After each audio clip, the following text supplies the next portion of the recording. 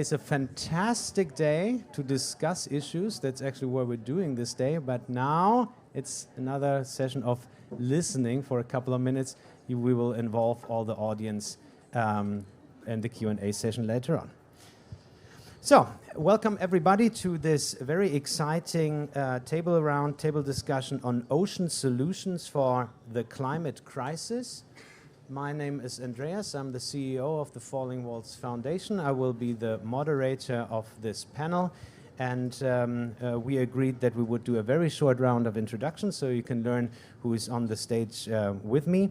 Then we will hear a very exciting impulse talk about the technology that we want to discuss. And after that, we will discuss amongst the panel. And we are all very glad to have you here. All right, so I already introduced myself, which makes the first check mark on my list, and I will hand over to Torben Schreiter to say a couple of words about himself. Yes, thank you. Thank you for having us. My name is Torben. I'm a former digital entrepreneur, so I did co-found a company as a software engineer a long time ago, around 15 years ago. And these days I'm a climate tech venture capitalist, so working as a partner with Extantia Capital, an early stage fund focusing on Europe, investing in deep tech climate solutions that make that bring the possibility to make a dent to carbon emissions.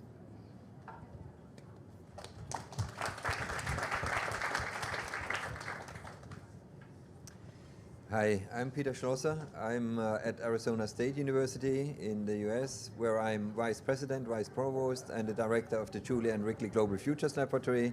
Among other things, we are dealing with direct air capture of CO2 from the atmosphere and storing it.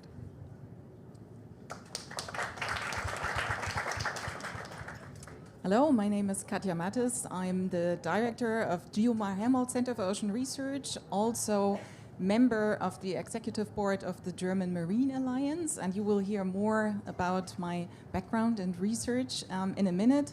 Let me say just 2 sentences on this special location and the special day. 34 years ago, I was in Berlin when the wall came down, so it's personally also very touching to be here and to celebrate the Falling Walls Summit and to talk about the ocean today. Thank you very much, and thanks already to all of you to joining this discussion. I'm really looking forward to this. And now again, I give the floor to Katja Matthes, who will introduce us to a very exciting and important topic. Katja. Thank you, Andreas. So I hope my slides will show up.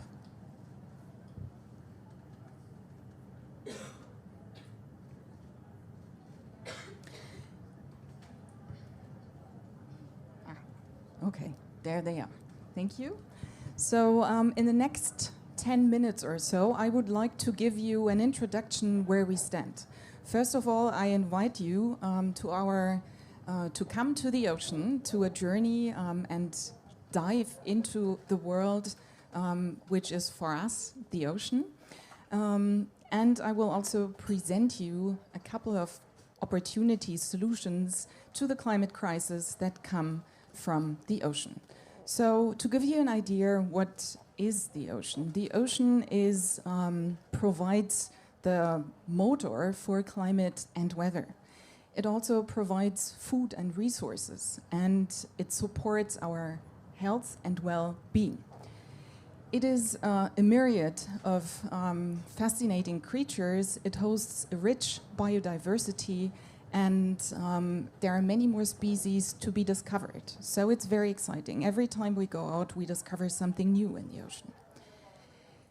But it's also a helper in the fight for climate change. And I will talk about seagrass a little bit more, but it's heavily under threat. So it's, as you hear in the news, we have a lot of threats on the ocean. We have ocean warming, ocean acidification, loss of oxygen, which is a problem for life in the ocean. And we need to protect the ocean, which is the lifeguard for us and our children. So how do we do that? How do we protect the ocean? First of all, it's important and the top of everything to reduce emissions substantially. And what kind of emissions do we have? We have two kinds of emissions. We have fossil fuel emissions in the gray shading, non-CO2 greenhouse gas emissions, for example, from agriculture. And you can see here a timeline. So we need to come down in order to reach the Paris Agreement 2 or better 1.5 degrees. So this is net zero. So reducing the emissions is paramount.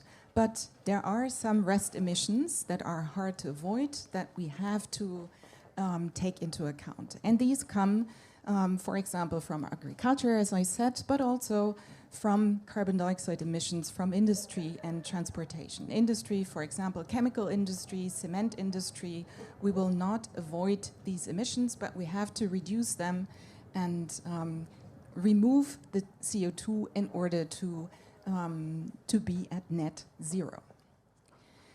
Okay, so that's easy, but how to reach net zero and what are the options in the ocean?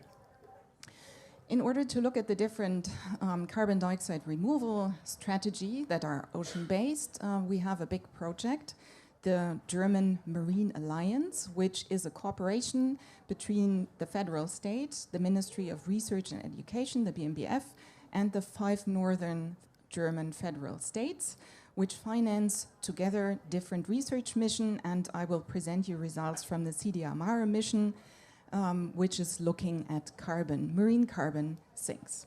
And I would like to spend 2 more sentences saying that it is not me doing the research, that there are 200 scientists and even more behind it. There are 200 scientists working in the GEOMAR mission, but there are much more projects and scientists behind that. And it's in the frame of the German Marine Alliance. I said this already, and partners are GEOMAR and also MARO. So what are the different options? They are shown here. We have blue carbon options, so natural options, restoration of coastal ecosystems, seagrass, mangroves, for example. Another option is to do ocean alkalinity enhancement, artificial upwelling, or CO2 storage in geological formations. That is sandstone or also storage in the basaltic crust. And I will show you 3 examples because this is quite maybe not known so well. What is behind this? Where do we stand? And where can we go? So first example comes from seagrass restoration. You see a scientific diver planting seagrass. Seagrass has a very positive effect on marine biodiversity. It filters viruses, so it's also very nice for ocean health.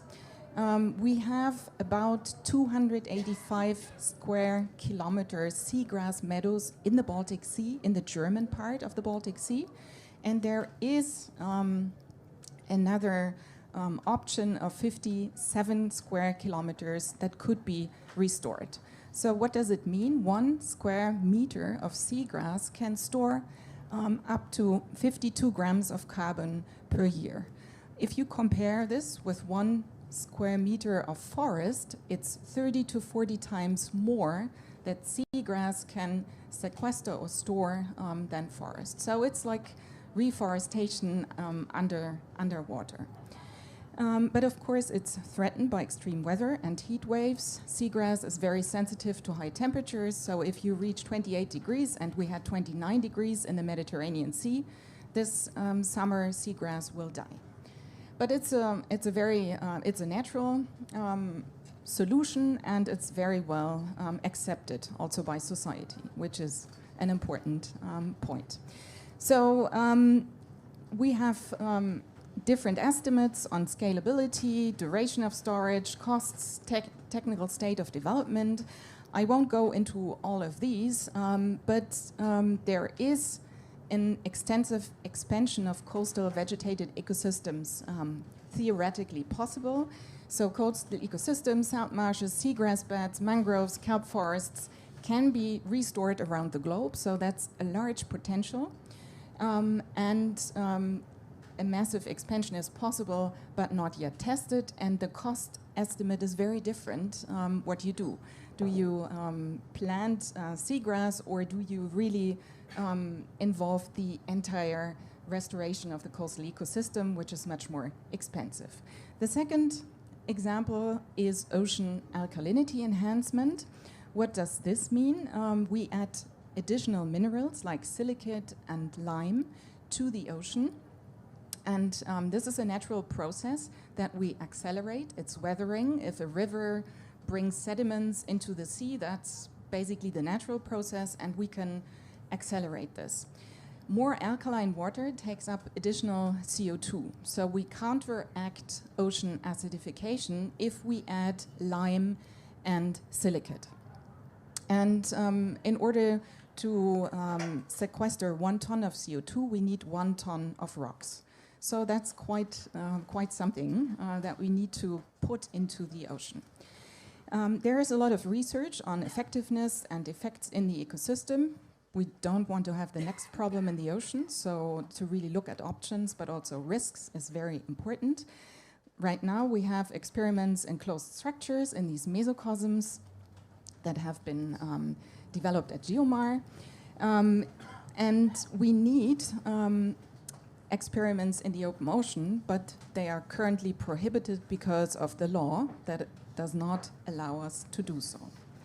So right now there is a best practice guide that is developed and will be published at the end of the year.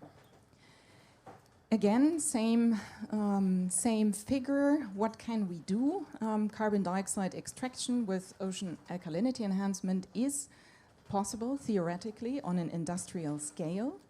The cost is $40 to $260 per ton of CO2 right now, and we can store CO2 for hundreds and thousands of years because this is this natural process. Right now we have simulations and computer models, we have individual lab experiments, but we are lacking extensive lab and field tests.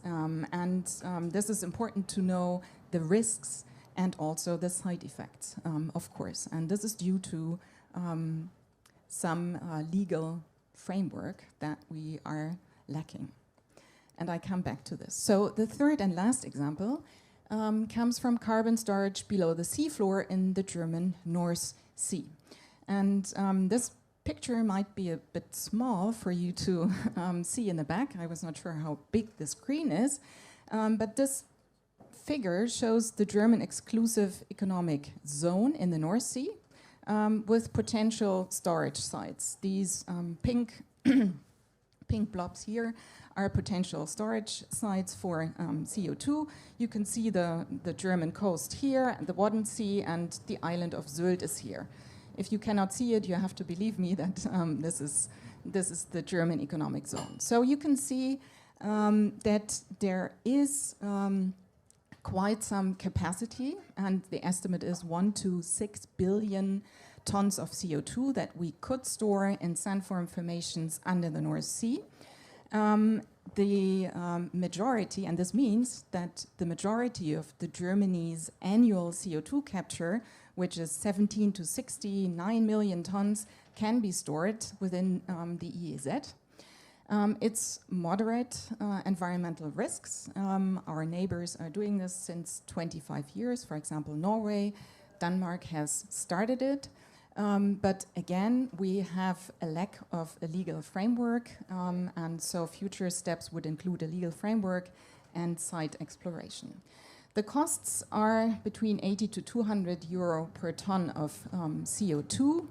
And again, I said this already, it's technically feasible and used successfully outside of Germany. We can do to industrial scale with CCS, carbon capture and storage, and store it permanently, but we have to monitor. And this is very important. Science has the role to look at the risks, to look at the options, but also to monitor if we do these different options. With this, I'm at the end. I would like to say two things, and then we go into the discussion. I think it's really important to look at the portfolio of methods. It's not one method that we can use, and it is important to have the legal framework in order to move forward with science. So thank you very much for your attention, and I look forward to our discussion.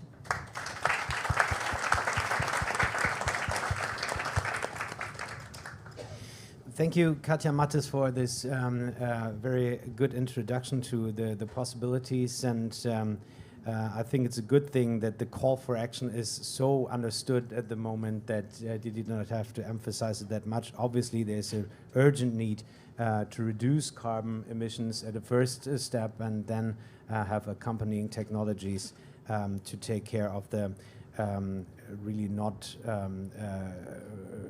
the rest of the carbon emissions that we just cannot optimize out. So I was really impressed by the possibilities at hand.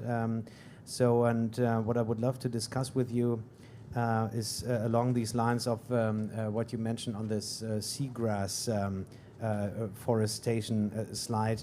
There is the possibility of massive expansion, but it's not yet tested. And you just mentioned there's legal framework missing. How can I understand this? I mean, if there's no law against this, can we not just start foresting and then measure what's happening? Or is it too naive of me to put it like that? Well, the legal framework was for the other two options, so the ocean alkalinity enhancement and CCS.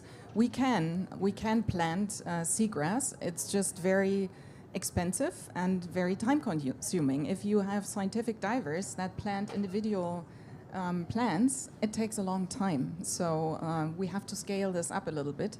And it's already done in the Baltic Sea. We do it from GEOMAR. We do restore seagrass meadows, but we need money to do that, and we need people or technology to be a bit more efficient than a scientific diver planting individual plants.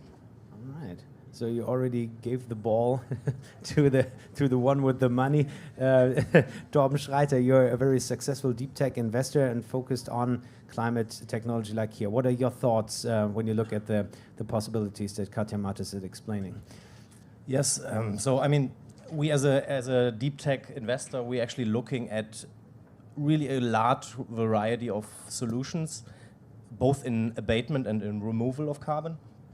And as you put it perfectly, I mean, the ability to scale certain solutions and certain companies and their products and their approaches to help the emission reduction potential, that is absolutely key for us in our due diligence when we look at companies and whether we decide to invest capital into them and help them grow, because ultimately, I mean, it is from a scientific perspective, it is always about understanding, do certain methods technically work?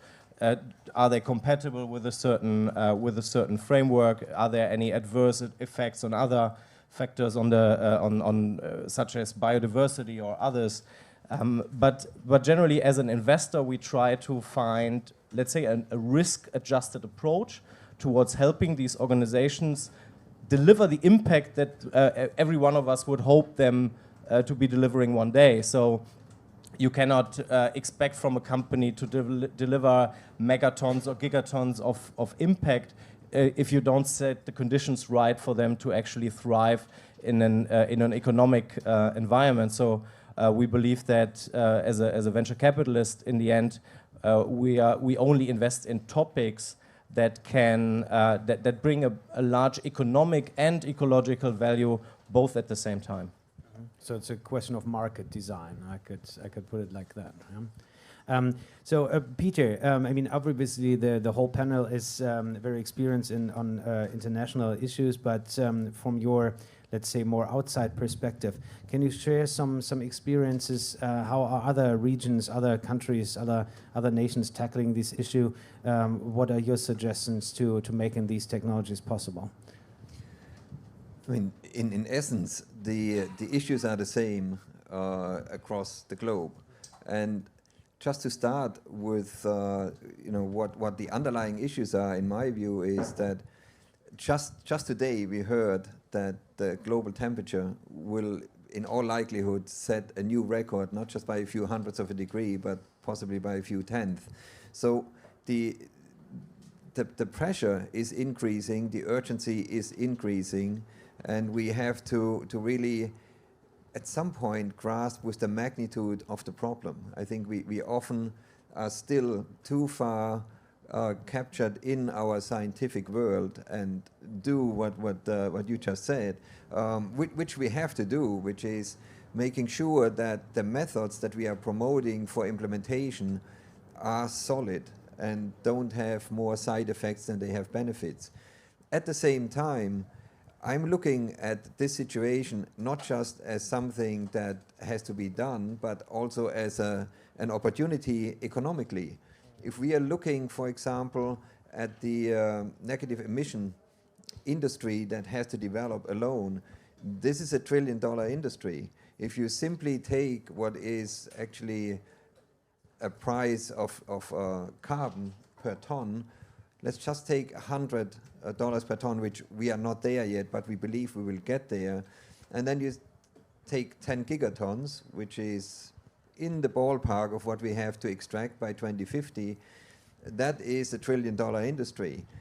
Naturally, that initial phase is difficult to say, what can we do to convince investors, people who will put venture capital into these initial phases, that there is a good pathway towards not only the solution in the time scale that we need, but there's also a business that can be developed. And that is, from my perspective, sometimes a really hard step to say, we know in principle how to do it. We have possibly lab experiments, possibly a pilot experiment out there in the real world, but we are not yet at a point where we can say with certainty what the cost curve modeled forward will be. And these discussions with venture capitalists that I'm involved in here and there, they are interesting because the different perspectives have to come together. And as you said, we have to figure out where to meet on that spectrum of risks. So in general, I'm positive that there is movement forward, probably further along on land than in the ocean, but that is all the more reason to accelerate the action on figuring out what the ocean can do. You're making a very strong case, and I'm very convinced, and I think that goes for Torben as well, that there's a lot of also economical potential here. But if I maybe have a accompanying question here. We're talking risk assessment financially, but we're also talking risk assessment ecologically, right? So, and maybe I can hand this question to you, Katja. I mean, we're talking about changing the acidity of the ocean or changing whole ecosystem. Usually, I would assume that one would do decades of field work before one would say this is a safe technology. But now Peter is making a very strong case for urgency. How would you balance these kind of points? Well, we do not have time.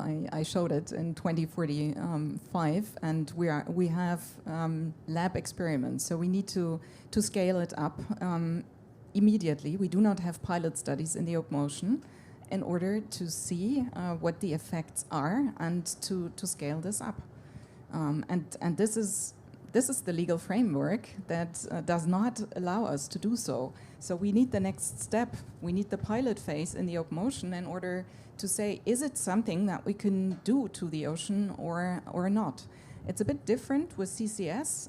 Well, not different. We do not have the legal framework, but we are ready. We know that it's relatively safe. We need a large industrial project where really on a large scale it is tested to inject CO2 under the seafloor, but we need to monitor it. We need to have an accompanying scientific project financed by public funds to be independent and really look at the risks and monitor it. There we are a step further with CCS, but we need to speed up. So you're making a case of let the companies do it, and we will accompany with public research and monitor what they're doing? Well, we need to do it together. We need industry to scale it up, and we need research to make sure that we are not running into the next problem. All right, strong point. Thank you very much. Torben, trillion-dollar investment opportunities, and not a lot is happening. Why is that? First of all, I mean, smarter people than me have phrased this trillion-dollar opportunity, and certainly we're not in that ballpark ourselves. But you know, it's a combined figure. But generally speaking, yes. I mean, we have to build in the magnitude of the current oil industry. We have to build a second oil industry that is in the negative emissions in this sector, right? So it's just to clarify this sizing of financial magnitude that we are talking about, and I fully agree. We are certainly more advanced on certain land-based technologies. So we have, as a fund, we have previously invested in direct air capture, which is a land-based approach. We see the similar problems with sequestration of the CO2 that comes out of it, and we are seeing, let's say, the great progress that project like this Northern Lights project that has been cited a few times in Norway have been doing, and there's a few other projects around the world, including Iceland and Oman, that are doing similar things in sequestration. And I do sincerely believe that we could accelerate much faster if let's say sequestration was taken more seriously from a legislative position also in Germany and Europe. So that is, let's say, for certain technologies, that's just a key requirement to proceed beyond a certain stage, such as a direct ocean capture or direct air capture. But nevertheless, yes, I mean, this often stipulated trillion-dollar opportunity in the end is you can really think of it as a very large puzzle. That's how we see it. So it's solving this puzzle of the climate crisis involves a lot of different pieces to get to 1.5 degrees or something slightly beyond that. And we as investors, we do look at this entire climate stack, at the different solutions in abatement, in removal, to basically find the biggest possible pieces of this puzzle, because they are certainly very differently sized, these individual pieces that make up the entire one. And that's very much what we do. And we see that, particularly in the ocean context, we are looking at very much uncharted territory compared to much of the other areas that we've been looking at and successfully investing in.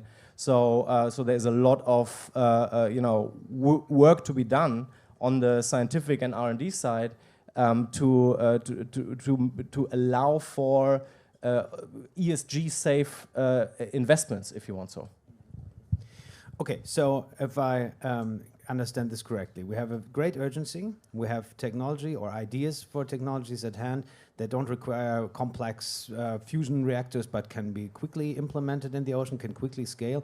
And we have investors here who are very interested to do so.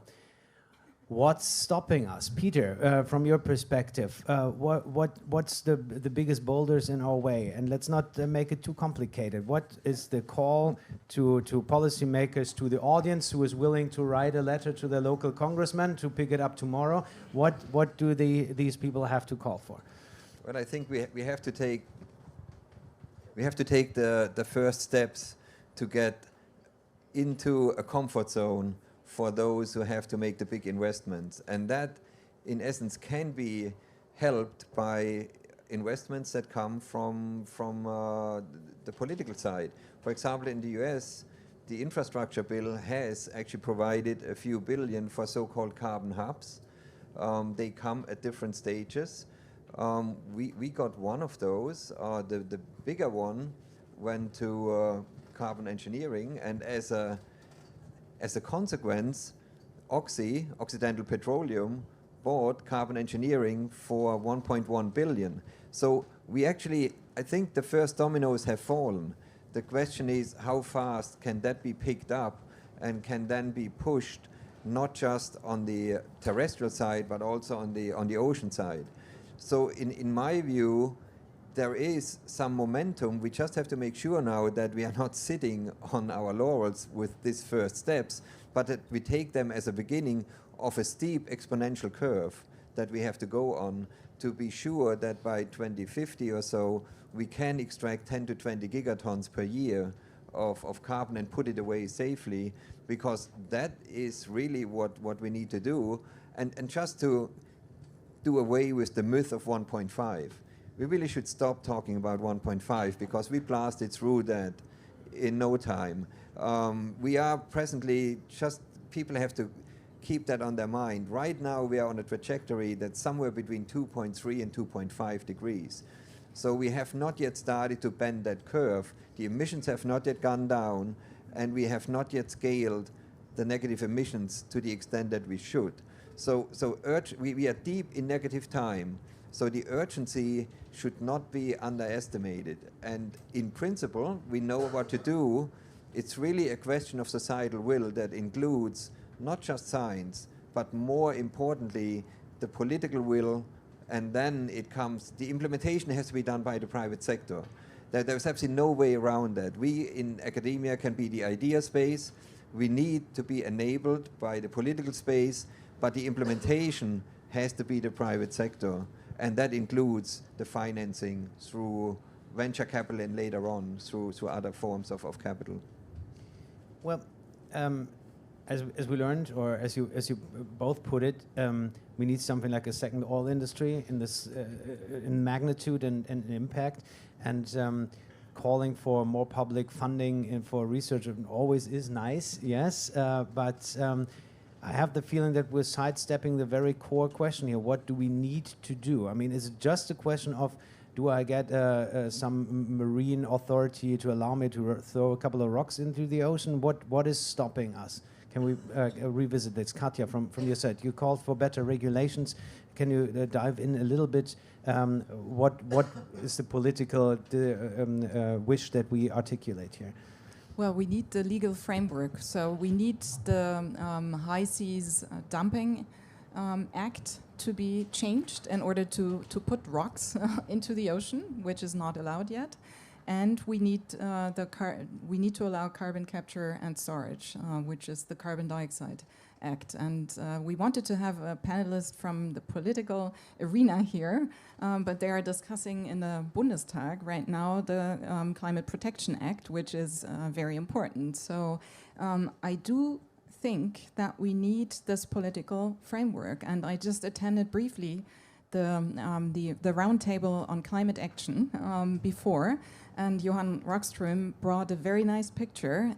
He said, we have the Tour de France, and science is with a yellow shirt in front, industry is just behind, following, and the political framework, or the politicians, are way behind. So we really need to make sure that they are all going in the same speed. And also, one point that I think is really important besides the political framework is to have acceptance for these methods in the society. So we can't do it if it's not accepted. And that's for the technical solutions not that easy. So the call to the audience would be, write to your local members of parliament, allow for carbon capture and storage, and 1 second, and to throw stones in the throw ocean. stones in the ocean. Okay. So very easy, guys. I know carbon capture and storage has been heavily debated and controversially debated in the past, but maybe there needs to be a slight change in policy here. There's another issue that, or another question that we wanted to talk about today. That's a question of how do we optimally transfer the new ideas emerging out of science into the venture world, the capital world. Me, myself, I have a background in very basic sciences, and talking about making money is always something a little bit frowned upon. Is there a need for a culture change? Torben, maybe you answer this one first. Do you have the feeling that there's a good connection, a good line of communication between the scientists developing new ideas in the fields that you want to invest in, to you and your similar colleagues? Yes, I would say in very simple terms, yes. So we do see a lot of exciting and great ideas across the field, and I believe that it's every time somebody asks me where these ideas come from, so I believe it's a mix of, let's say, a newer generation of scientists actually looking at climate change as a problem and individual solutions to be found for it. But then on the other end, we are also seeing a lot of scientific breakthroughs that ultimately end as startups on our tables to review in form of pitch decks, where I would have the impression that they've been laying around as an idea for a while in the bottom drawer of somebody in the scientific field for several decades already, and they're now being taken out when let's say certain commercial instruments made a carbon, or let's say at least create a viable pathway for carbon as a priced commodity.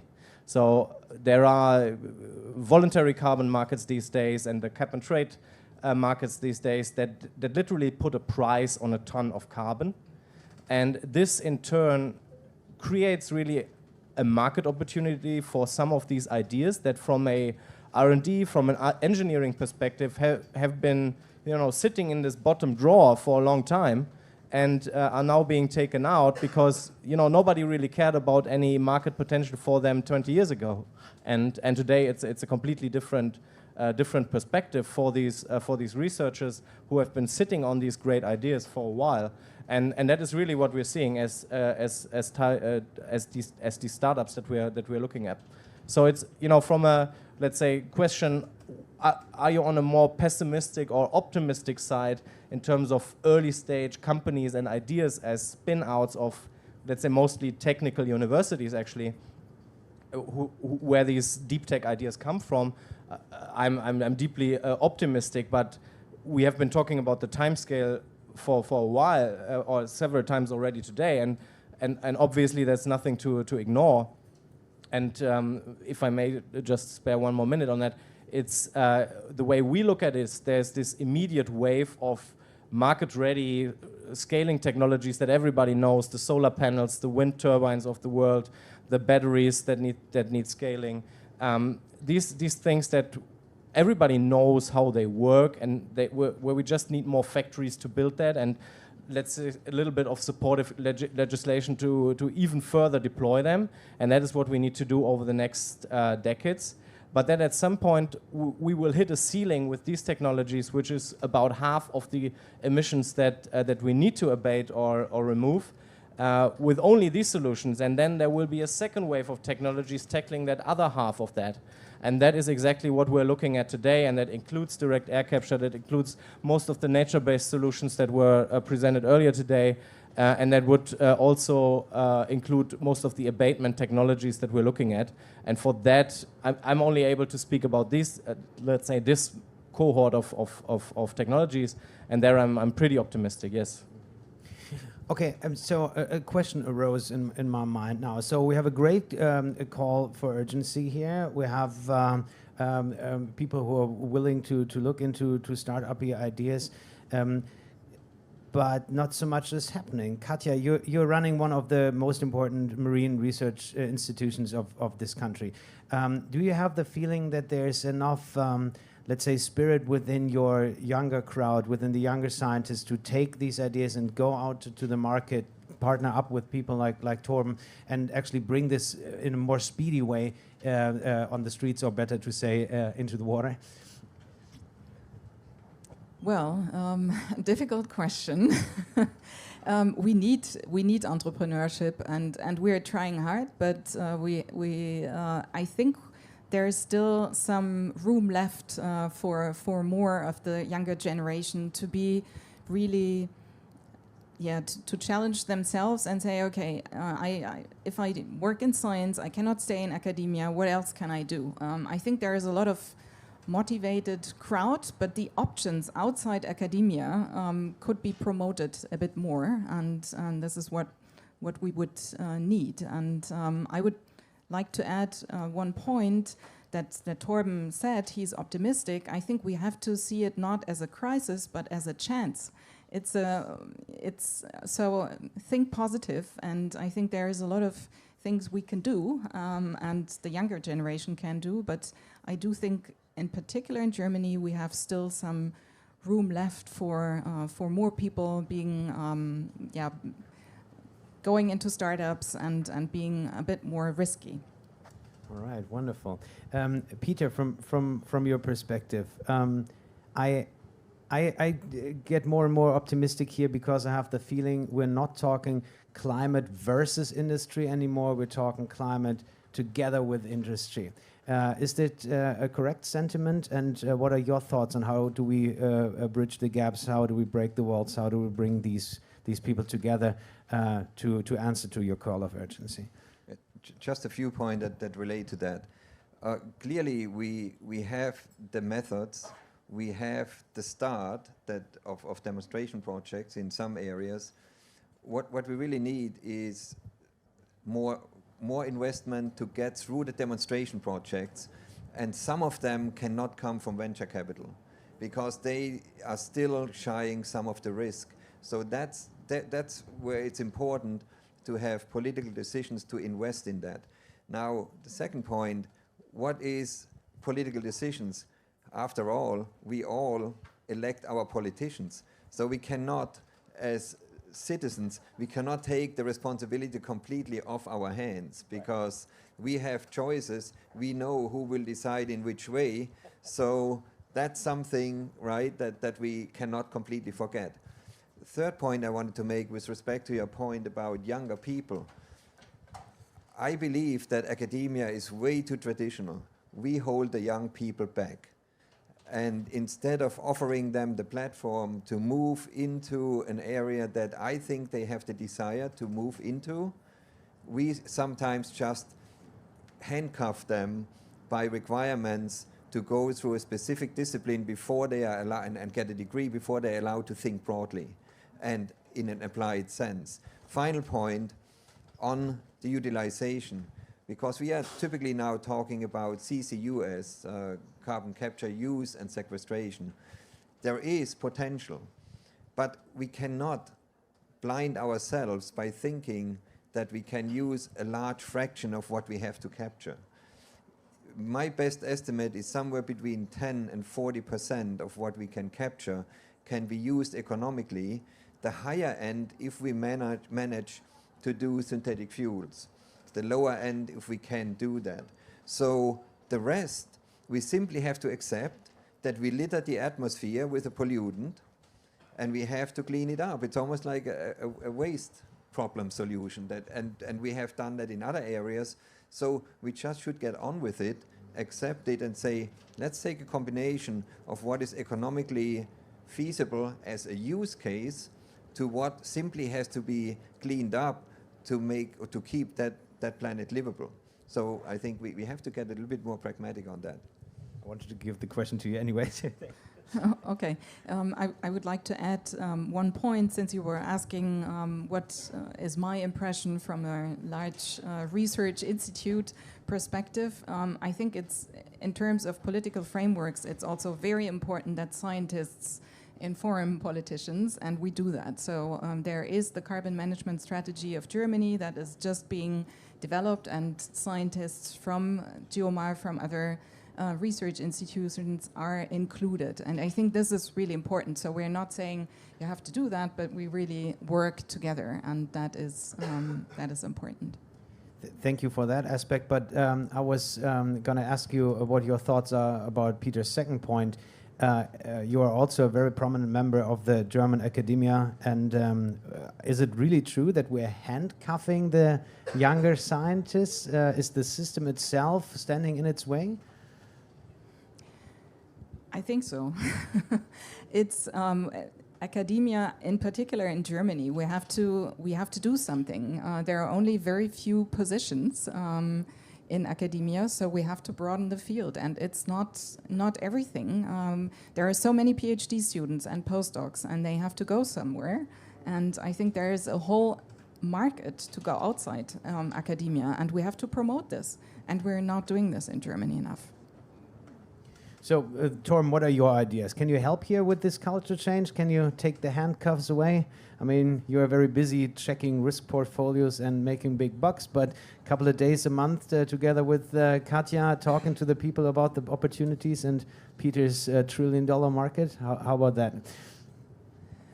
Yeah, well, I mean, there will never be a single reason for a researcher to spin out their idea. Yes, so it will always be a multitude of different reasons for that very individual in their certain life situation to make that decision to leave the warm desk in the university and go out to the to scale their idea. Yes, so I think that's important to recognize, because it will always be an individual decision of that very individual to do that or not to.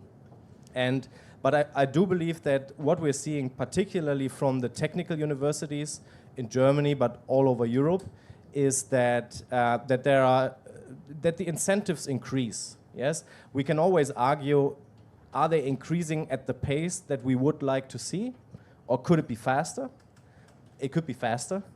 But we do see, let's see, these developments that are happening with the entrepreneurship centers that are established with the traditional German engineering-heavy universities, for example, which is a good thing. And then we're seeing initiatives that are basically sponsored, for example, by our friends and colleagues from Sprint, that help researchers to actually spin out. And to incentivize, yes, and also this. I mean, this, you mentioned it again. This $1 trillion market. It is a substantial business opportunity.